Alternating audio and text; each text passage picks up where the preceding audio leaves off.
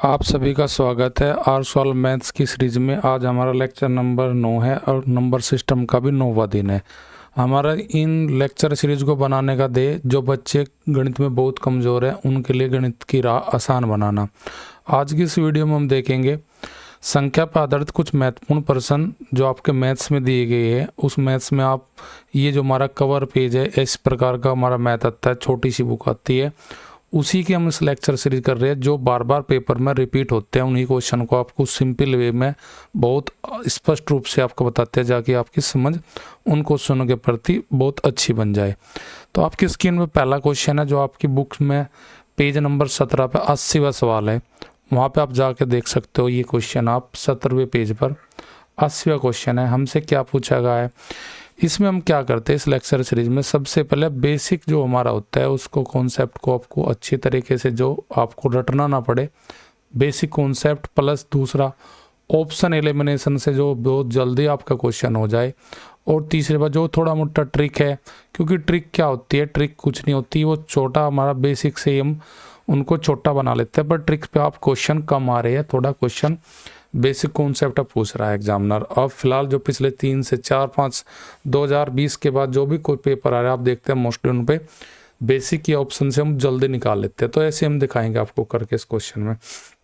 वह छोटी से छोटी संख्या जिसे 72 से गुणा करना है, हमें 72 में गुणा करना है उस संख्या का। मैंने माना वह संख्या हमारे पास जेड है, अगर उससे गुणा कर दे तो 112 का गुणा यानी कि 112 के मल्टीपल में आ जाएगा, यानी 112 से पूर्णतः वह विभक्त हो सकती है। तो 72 गुणा जेड बटे 112, तो मैं इनको डिवाइड करूंगा। जैसे मैं 8 से डिवाइड करता हूँ, नोट 72, 8 एकम 8 बच गए 3, 8 चौक 32। क्या 9 और 14 किसी एक संख्या से डिवाइड होते नहीं होते। अगर मैं जहाँ जेड है अगर इसके मान पे मैं 14 रख लेता, तो जब मैं ऐसे सोल्व करता तो नीचे जो हमारा हर में 14 बचा है वो किससे कंप्लीट कर देता, इस जेड के मान से। यानी कि जो हमारा नीचे जो हमारी संख्या रिमेन बचती है वही संख्या जिससे गुणा करने के लिए पूछा गया उसी का मान हो जाएगा। यानी कि 72 में मैं सबसे छोटी संख्या 14 है जिसकी गुणा कर दूं 72 में, तो वह जो गुणा आएगी वो हमेशा किससे डिवाइड होगी, 112 से। तो यानी कि जो हमारा नीचे हर में मान बच रहा वही वैल्यू हमारी किसकी हो जाएगी, जो संख्या गुणा करने यानी जिसका मान हमने जेड मानना था। तो राइट आंसर आपका ऑप्शन सी हो जाएगा। पेज नंबर 17 पे हमारा क्वेश्चन है कैसिवा, 4 अंकों की पूछी, उसने बड़ी पूछी की छोटी, बड़ी से बड़ी पूछी जो 7 से विभक्त हो और उसमें 10 जोड़ने पर प्राप्त योगफल 3 से विभक्त हो जाता है। तो आप पहले इस क्वेश्चन को बहुत जल्दी हम किससे कर पाओगे, ऑप्शन रखेंगे, जल्दी लेंगे।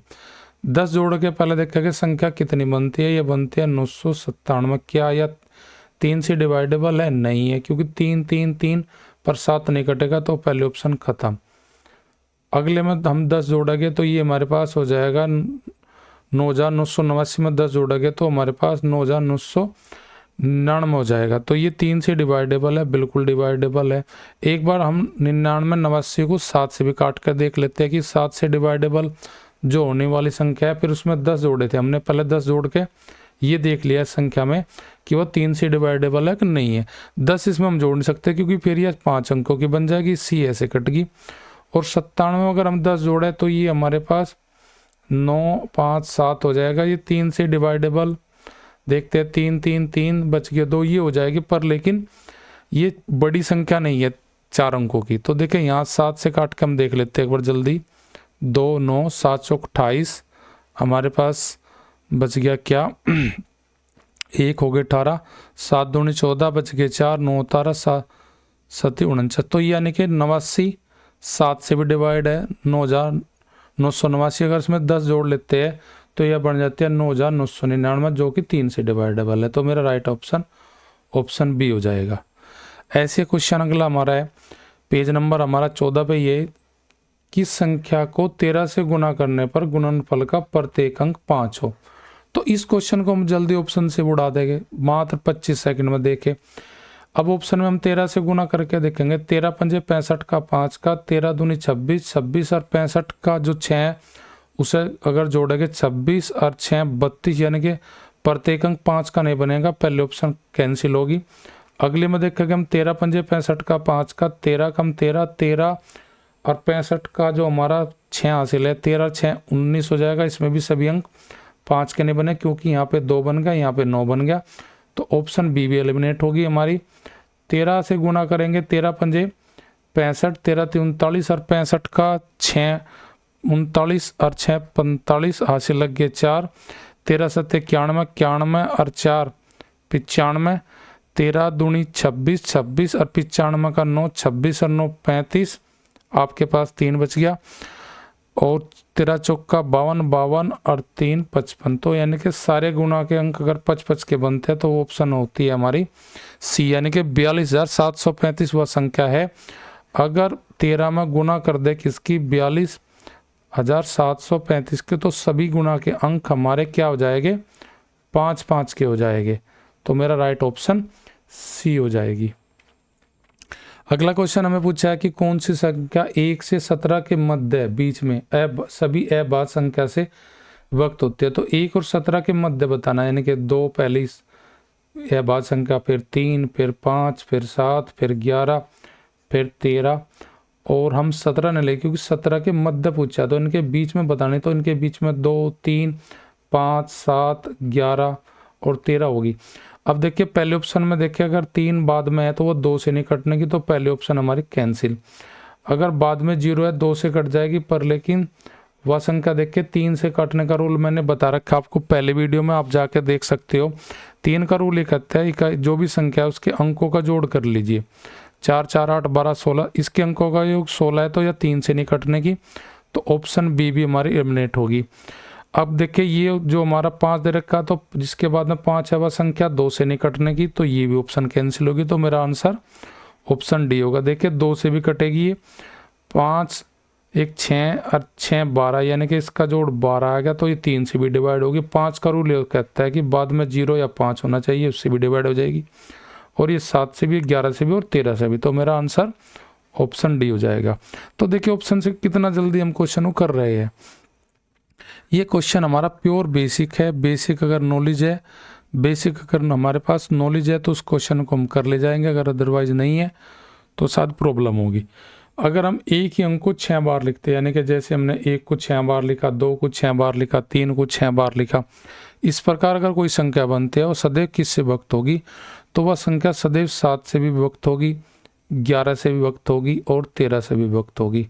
तो ये इसका हमारा रूल है कि अगर एक अंक को 6 बार लिखा गया तो वह संख्या हमेशा 7 11 13 से विभक्त होगी। तो इसमें आंसर हमारा ऑप्शन डी, यानी कि इन सभी से विभक्त होगी जो संख्या एक अंक को 6 बार लिखने से बनेगी। नेक्स्ट क्वेश्चन मेरे पास है कि 6 से विभक्त होने वाली सभी 3 अंक के कुल कितनी संख्याएं हैं। तो ऐसे क्वेश्चन पेपर में हमें पूछ ले जाते हैं। देखो 3 अंकों में सबसे पहली संख्या आती है 100 और 3 अंकों में सबसे लास्ट की संख्या होती है 99। अब आप देखो 6 से अगर भाग करें 100 को, तो 6 कम 6 बच गए 4, हो गए 40, 6 छंग 36, कितना हमारे पास भागफल चला 16। इधर भी हम चलाएंगे 6 से भाग करेंगे, 6 कम 6 बच गए 3, हो गए 39, 6 छंग 36 बच गए 3, 6 छंग 36, यहाँ पे भागफल आएगा 166। बस इन दोनों का डिफरेंस जो आएगा वो हमारा आंसर आ जाएगा। 166 में से 16 घटा लीजिए, आपको आंसर आ जाएगा 150। यानी कि 3 अंकों में ऐसी संख्याएं जो 6 से पूर्णतः विभक्त है उनकी टोटल जो गिनती है वे है 150, यानी कि 150 ऐसी संख्या है जो 3 अंकों में है और वो 6 से पूर्णतः विभक्त है। अगला क्वेश्चन हमारा भी ऐसे ही है कि 4 5 6 से विभक्त होने वाली 200 और 600 के बीच, यानी कि इन दोनों को छोड़कर इन दोनों के मध्य में जो संख्या होगी उनकी गिनती बतानी। तो हम क्या करना, 4 और 5 और 6 का पहले एलसीएम ले लीजिए। 4 और 5 का एलसीएम हमें पता है कि क्या आएगा, 4 5 का एलसीएम 20 आ जाएगा। अब 20 के साथ में 6 का भी एलसीएम बनाने के 6 और 20 का एलसीएम अगर हम देखें कितना आएगा, 6 और 20 का एलसीएम हमारे पास 60 आ जाएगा। कि 20 को 6 भाग नहीं करता, 20 का डबल करेंगे 40 को भी 6 भाग नहीं करता, 20 का 3 गुना करेंगे 60, 60 को 6 भाग कर देगा। अब आपको क्या करना, देखो 60 यानी कि जो संख्या 60 से विभक्त होगी वह संख्या 4 5 और 6 तीनों से इकट्ठी भाग हो जाएगी एक साथ। तो हमें दिखाना कि 200 और 600 के बीच, 200 और 600 के बीच अगर हम 60 से भाग करें तो यहाँ पे आ जाता है 3 मारनी और यहाँ पे हमारी मानी चली जाती है 60 में अगर भाग करेंगे 600 को तो ये हो जाएगा 10। अगर हम 10 में से 3 घटा ले तो हमारा आंसर आना चाहिए क्या 7, पर लेकिन इसका आंसर 7 नहीं होगा। क्यों नहीं होगा, अब वो मैं बात आपको बताता हूँ।